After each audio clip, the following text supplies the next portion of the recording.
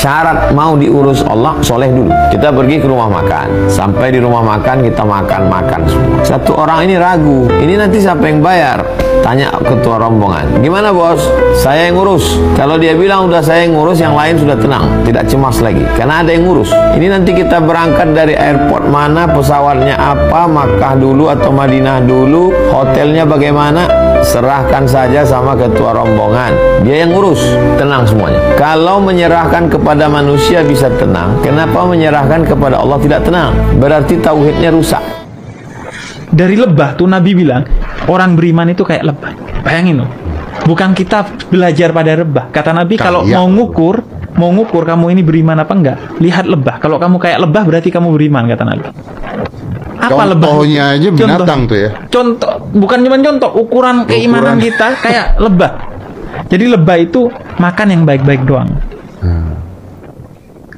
Kita seharusnya kalau orang beriman hanya makan yang halal dan baik, serta mengkonsumsi informasi yang baik, jangan hoax. Kita ini kadang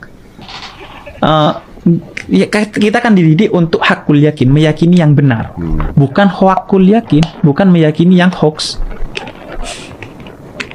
Jadi pertama kata Nabi, orang beriman seperti lebah, makan hanya yang baik-baik. Kemudian yang kedua, mengeluarkan hanya yang baik-baik. Lebah kan ngeluarin madu, bukan hanya baik kata Nabi, tapi obat. Jadi ketika berbicara itu yang baik-baik. Wah, berarti ini masuk sekali ya, kata-kata itu tuh sampai di zaman sekarang, zaman sosmed ini masuk banget gitu ya. Banget. Yang masuk ke kita sampah semua, yang keluar dari sampah kita sampah juga. Akhirnya tweet war, saling sampah menyampahi. Betul. Makanya gue relatif gak tertarik sama hal-hal seperti itu. Kemudian yang ketiga kata Nabi, belajar dari lebah bahwa dia nongkrong di tempat yang baik dan tidak mematahkan tempat yang dia hinggapi. Nah, Nabi mengajarkan, ayo kita nongkrong yang baik, di tempat yang baik, tapi boleh juga nongkrong di tempat yang buruk, asalkan tidak mematahkan. Tidak, wah lo buruk-buruk. Enggak. Jadilah seperti lebah yang mengeluarkan obat. Di tempat yang buruk, Anda mengobati orang yang maksiat agar jadi baik. Ini sebenarnya belajar dari lebah, kelar. Apa kata Umar bin Khattab? Aku tidak pernah berhenti berdoa. Kenapa? Karena doa adalah ibadah.